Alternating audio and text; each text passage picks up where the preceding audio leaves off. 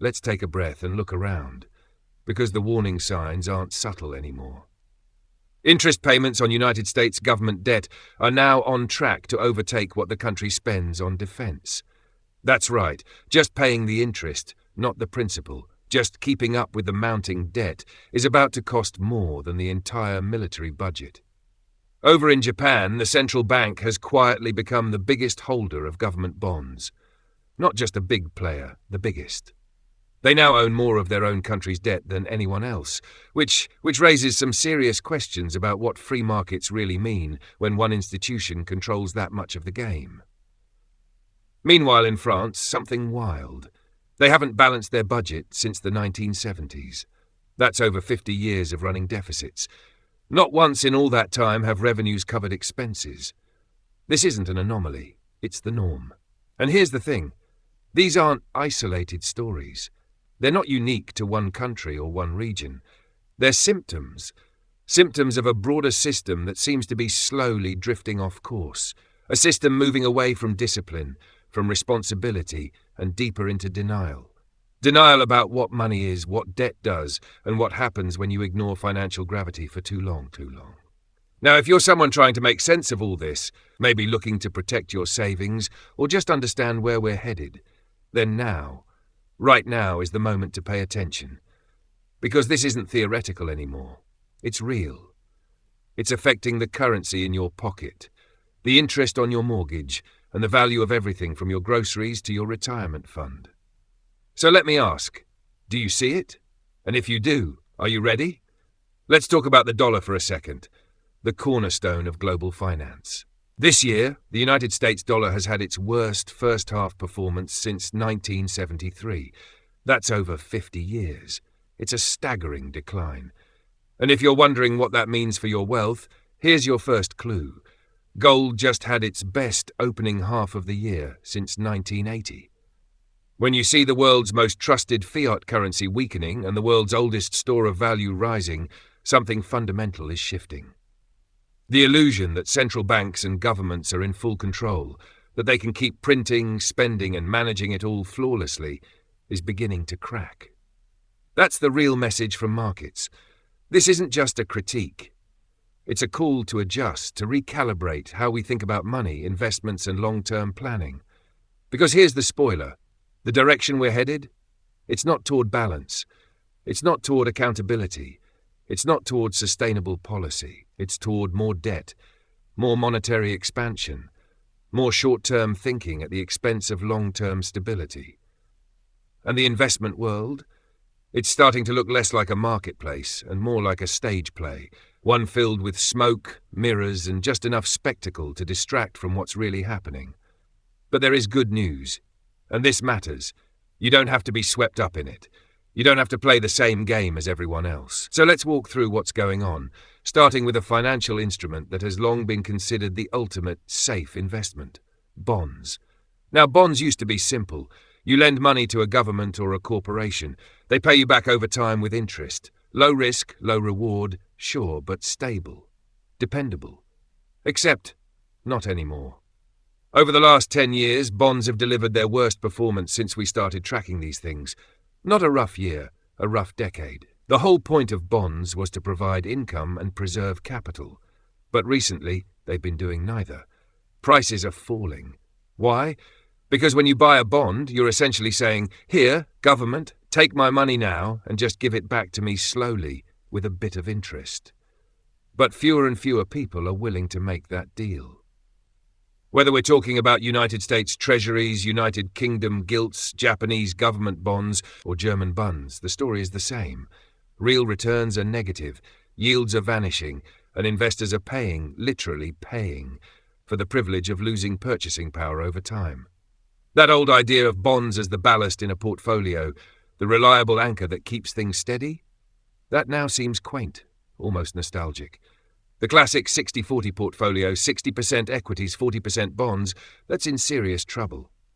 Portfolio managers who once swore by it are now actively looking elsewhere for diversification. Commodities, real assets, precious metals, they're all back on the table. Diversification, which once meant spreading risk wisely, has now become this sort of mindless box-checking exercise. Put a bit here, put a bit there, without asking the deeper questions. What's actually preserving value? What's actually growing wealth in real terms, not just nominal? Inflation is quietly eating away at everything. And central banks, well, they've done a fantastic job of distorting almost every price signal in the market. So is it any wonder that more institutional investors, more family offices, more serious capital allocators are turning to physical gold? And yet policymakers continue to stand at the podium, insisting that markets are healthy, that the economy is stable, that the data looks good.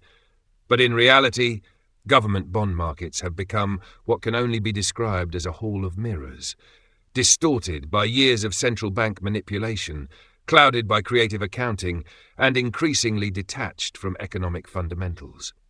Take the so-called risk-free rate, the benchmark interest rate that underpins nearly all asset pricing. It's supposed to be a reflection of the safest return you can earn. But when inflation is higher than the yield, that safe asset is actually eroding your wealth. Think about the irony here. The very tools designed to protect capital, the very instruments that once symbolized security, have become vehicles of destruction. Bonds have shifted from being sources of income to symbols of policy impotence, and now layer on the increasingly desperate efforts of central banks to keep the whole system afloat. In Europe, quantitative easing has completely disrupted the natural signals sent by sovereign bond yields. There's no free market there anymore. It's a centrally managed illusion. In Japan, the Bank of Japan isn't just a big participant, it has practically become the entire market. Its balance sheet is now the size of the country's GDP. That's not oversight. That's overreach. If this is what modern monetary management looks like, we may need a new playbook, because even central banks, who used to buy foreign bonds to stabilize currencies, are now buying gold instead. That tells you everything you need to know. So here's the real question. If bonds are breaking down, then what exactly is holding them up? And the answer is simple: debt. So let's talk about what really underpins bonds: debt. Debt isn't just a line item on a government balance sheet anymore. It's the foundation of our entire financial system. But here's the twist. That foundation is starting to buckle. Take the United States. The federal deficit is on track to hit 9% of GDP within the next decade, and that's the conservative estimate. The Congressional Budget Office, which has a long track record of lowballing these kinds of figures, is the source of that forecast. So odds are the real number will be even higher. And just to be clear, 9% of GDP in deficits isn't wartime spending. It's not some emergency stimulus. It's just regular, normal, routine overspending. Here's where it gets really sobering. Even using the CBO's optimistic numbers, the interest payments alone, the money we shell out just to service the debt, are going to surpass the entire defense budget.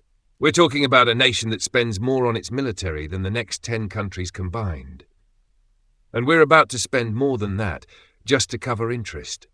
That's not a fiscal plan. That's financial entropy. It's a feedback loop. The more we borrow, the more we have to pay in interest. The more we pay in interest, the less revenue we have left, so we borrow more. Round and round it goes. And we've been told not to worry because interest rates are low. Well, they were, but they're not anymore. Rates are rising, and with trillions in debt already stacked up, that change is seismic. It's like refinancing your mortgage at double the rate, except instead of a house, it's an entire country, and instead of one family's budget, it's the future of a global superpower. And let's not kid ourselves into thinking this is just a United States problem. It's global. France hasn't had a balanced budget since disco was a thing. We're talking about 5 decades of structural deficits, not a temporary lapse, not a downturn, a permanent feature. Italy hasn't run a budget surplus since 1925. Let that sink in. That's not just before World War II. That's before penicillin, before colour TV. It's a financial time machine and it's stuck on spend. This isn't cyclical behaviour. It's structural decay. And that's where the conversation gets uncomfortable, because it forces us to ask a bigger question. How long can democracy survive when its leaders are incentivized politically to spend beyond their means? What happens when the people in charge know that tightening the belt loses elections, but throwing money at problems, money that doesn't exist, wins votes? And what happens to the system when borrowing more isn't just possible, it's expected? At some point, the lenders, the bond market, the international investors, the so-called credit card companies of the world, may decide that the limit's been reached. Then what?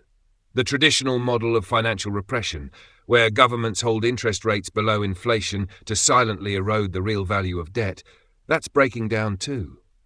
Because now yields are rising, and growth is not. You see, for financial repression to work, you need a growing, productive economy. You need young workers, rising wages, increasing output. But in much of the developed world, the opposite is happening. Demographics are deteriorating in Europe, in Japan, and yes, even in the United States. There are fewer young workers entering the labor force, more retirees leaving it, more entitlement programs like pensions and healthcare soaking up tax revenue, more transfer payments and subsidies. It's not hard to see where this leads. A shrinking base of taxpayers supporting a growing base of beneficiaries. That's not a temporary imbalance, that's a demographic time bomb. And the political appetite for austerity, it's all but vanished. Every year that passes, it becomes harder and harder to even suggest tightening the budget, but the fiscal need to do so only grows.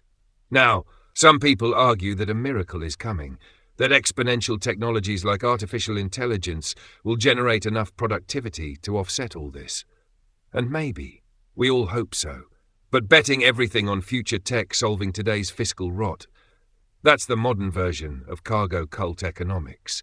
It's like building a runway in the jungle and hoping planes will magically appear. So let's talk about what's actually happening right now. Debt monetization. That's when a government borrows money and the central bank buys that debt, effectively printing new money to finance spending. It used to be a last resort. Now it's policy. And when that becomes the only tool left in the toolbox, when money printing is the only thing propping up the system, then currency debasement is not a bug. It's the feature. In a world like that, gold doesn't just rise in price. It reveals the truth. It exposes the rot. It becomes the signal that no amount of central bank press releases can suppress. And if you're wondering why markets haven't totally revolted, why we haven't seen a full-scale meltdown yet, there's a reason for that too. It's because the pain of this dysfunction isn't evenly felt. The top 1% of society owns almost half of all equities. The bottom 90%, they're largely on the outside looking in. But when it comes to housing, it flips. Real estate is distributed more broadly. So when housing starts to wobble, governments panic. They bend over backwards to stabilize home prices. Why? Because that's where the political pain is most immediate. This is why monetary policy is never neutral. It's political to the core. When rates go up, mortgages get more expensive. When rates go down, stocks and assets inflate. The benefits don't spread evenly. They concentrate. Asset inflation isn't an unintended side effect. It is the policy. And the result? We now have two economies. In one economy, the financial elite debates CAPE ratios over a fine meal in London's Mayfair or Manhattan's Upper East Side. In the other economy, young families struggle to make rent, never mind buying a home. The financial ladder is being pulled up behind them, rung by rung. The people at the top, they've got lobbyists. The people at the bottom, they get hashtags and empty slogans. But this divide isn't just an inconvenience. It's a crack in the foundation. A fault line that threatens more than just economic stability. It threatens democracy itself. Because this imbalance, this generational skew in wealth and opportunity, isn't going away. It's deepening. Older generations, who hold most of the assets, have every incentive to keep the system going exactly as it is. They've got pensions, property, and political clout. Younger generations, they've got debt, gig jobs, shrinking real wages. And they're increasingly locked out of the very things their parents took for granted. We are not living through a minor imbalance. We're living through a democratic distortion, a systemic failure to distribute opportunity fairly. Real wages for young people have collapsed. The average 20-something can't even afford to live independently, let alone save for a home or retirement. Upward mobility, the great promise of the post-war era, is fading. And in its place, precarity, insecurity, and a kind of quiet despair that doesn't make headlines but defines a generation. So yes, the dollar, the pound, the euro, they're being silently devalued. But more than that, people's time is being devalued. Every hour worked, every paycheck earned, it buys less and less, and most people don't even realize it's happening. So, Let's pull back and connect the dots. We've got a global system that's drowning in debt. We've got central banks that have abandoned restraint in favor of intervention. We've got inflation quietly stealing your purchasing power while politicians promise everything and deliver little. And through it all, most people are just trying to hang on, trying to pay rent, maybe save a little, maybe keep their heads above water. But there's more going on beneath the surface. Some of the biggest warning signs are in places most people aren't even looking. Let's talk about energy, specifically oil. From January through July of this year, the number of active oil rigs in the United States fell by nearly 14%. To be precise, it was a 13.7% drop. That may not sound like a lot, but in context, it's massive. It's the steepest 15-week collapse since the pandemic shutdowns back in 2020. Why does this matter? Because energy is the heartbeat of the economy. If you don't have stable, affordable energy, everything else, jobs, production, transportation, even food, starts to wobble. A drop in rigs isn't just about oil. It's about everything that oil touches. And while energy production is falling, leverage is rising, fast. In the same 7-month stretch, margin debt in the US stock market jumped by $87 billion. That pushed total margin debt to a record high, over $1 trillion. That's T as in trillion. Margin debt is money borrowed to buy stocks. And when you see it spike like this, historically, it often means a major correction is coming. Think of it like a rubber band. When it's stretched too far, it snaps. And right now, that rubber band is about as taut as it's ever been. Everyone's borrowing to chase returns. Not cautiously, not conservatively, but recklessly. The appetite for risk is off the charts. It's not just irrational exuberance anymore. It's full-blown denial, dressed up as confidence. Robert Armstrong, a sharp financial columnist at the Financial Times, captured this perfectly. He recently wrote about how speculative mania is alive and well. One of the most bizarre examples? A crypto-friendly platform called Divine Research is now offering uncollateralized microloans, tiny loans with no security, to some of the poorest people on the planet. How? By funneling deposits into so-called stablecoins. It's being pitched as financial inclusion. But Armstrong rightly called it what it is, microfinance on steroids. It's not a revolution. It's a red flag waving in plain sight. A sign that speculation has reached even the most fragile corners of the global economy.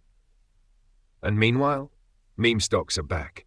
The same retail frenzy we saw in 2021, GameStop, AMC, the Robinhood crowd, is resurging. It's fueled by apps, social media hype, and the belief that you can outsmart the system if you just YOLO hard enough.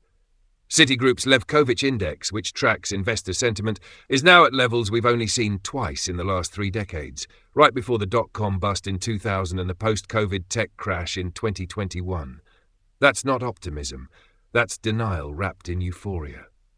And while retail traders are dancing on the edge, what are the institutional investors, the smart money, doing? They're getting out of the way. They're hedging, and more they're turning to something simple, time-tested, and grounded: gold. In fact, Google searches for gold just hit an all-time high. That's not a coincidence. That's a signal. It means people are waking up, finally, to the reality that something fundamental is breaking down. So, where does that leave the broader stock market?